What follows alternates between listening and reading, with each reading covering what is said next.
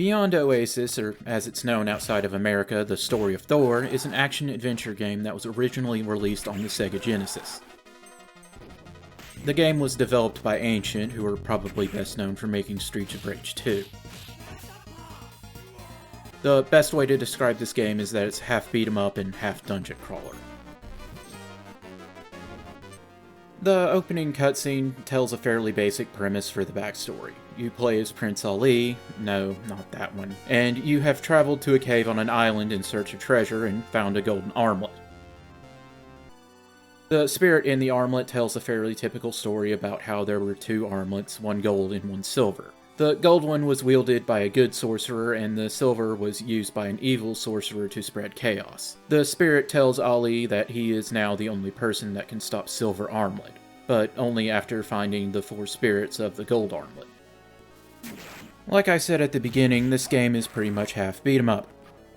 You have your basic attack, a combo of kicks, a jump attack, a crouch attack, and holding down the attack button performs a power attack that knocks down enemies.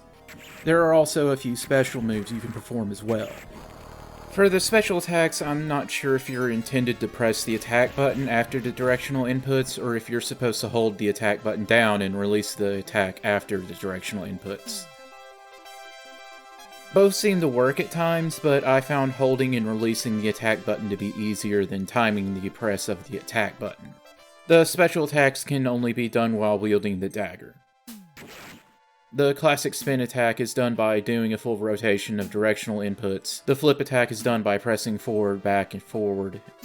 And the stab or lunge attack is done by pressing forward twice.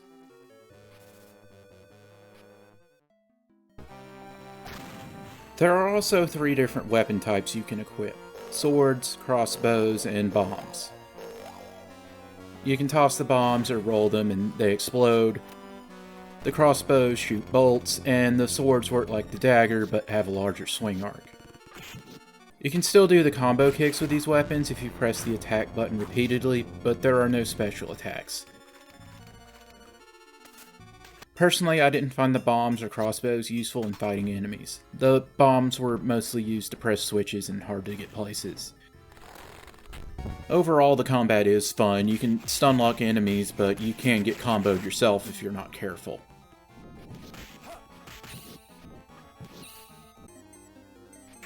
The 4 magic spirits are what replace most of the puzzle-solving items from Zelda. After getting a new spirit, the game explains how to use each of the spirit's abilities. The explanations are okay, but they don't tell you the stuff like the fire spirit will also attack enemies near it. To summon a spirit, you shoot out a magic orb, and the orb needs to touch something that corresponds with the element of that spirit. The limitation of needing a specific object to summon them is rarely a problem, and there are one-time use items you can find that summon a specific spirit.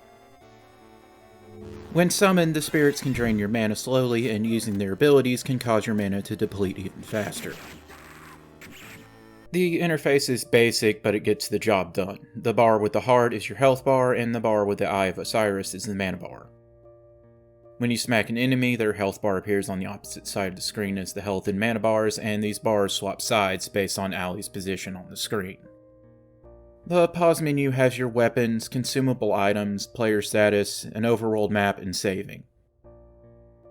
Most of these options can only be used while standing still. The weapons show how much ammo or the weapon's durability when you select them. The food items show how much health or mana they restore. If you want to get rid of an item or weapon in your inventory and don't want to use it, pressing start while selecting it will place it on the ground. The status menu shows your rank, current health, and mana. The slots at the bottom hold special items, none of which are selectable to tell you what they do. The top row shows how many of the spirit gems you've collected, and the bottom row is for plot items. Then there's the map. It shows the current objective on the overworld. There are no dungeon maps because most of the places you go into just don't need them. Saving can only be done on the overworld. The reason for only being able to save outside of dungeons is that they reset when you leave or get a game over. Yeah, I'm not a big fan of that decision. The only other game I can think of that did this that wasn't a roguelike was Majora's Mask, and that at least had time travel to fall back on for the reasoning there. The dungeons themselves aren't awful, but there isn't really much to say about them.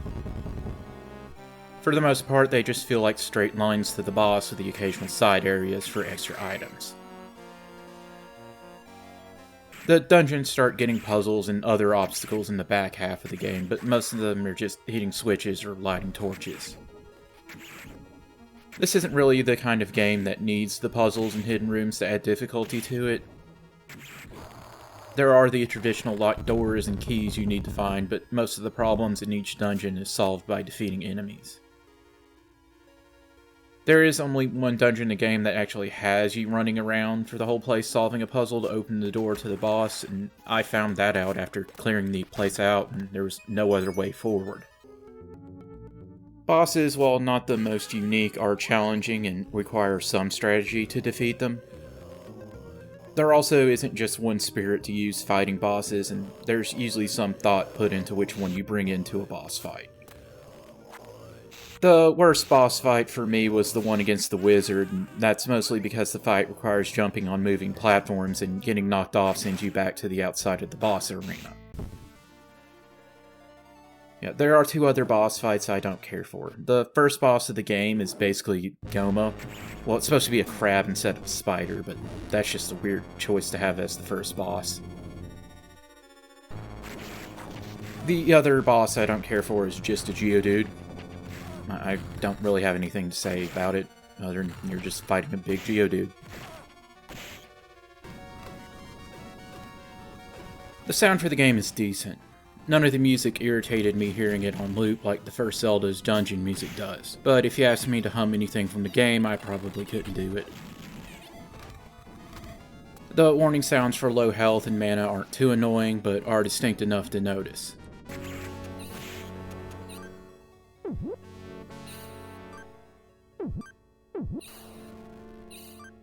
The only thing I found being off was one of the sounds for killing enemy soldiers was very different than the others. This game has a fairly basic story overall. You need to collect all 4 spirits to defeat the bad guy with the silver armlet. There really isn't much to the story beyond that. Silver armlet, yeah, that's what they're called, does pop up from time to monologue, but even that is mostly generic bad guy taunting. Most of the time, the only thing that you're told in-game is where to go next.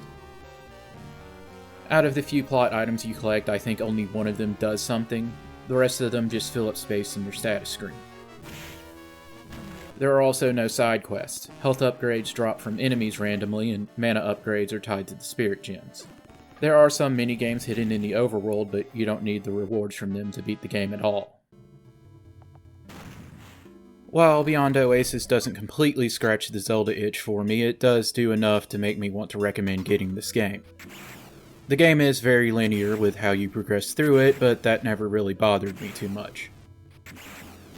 I think that as a more arcadey take on the Zelda formula, it does do an okay enough job overall.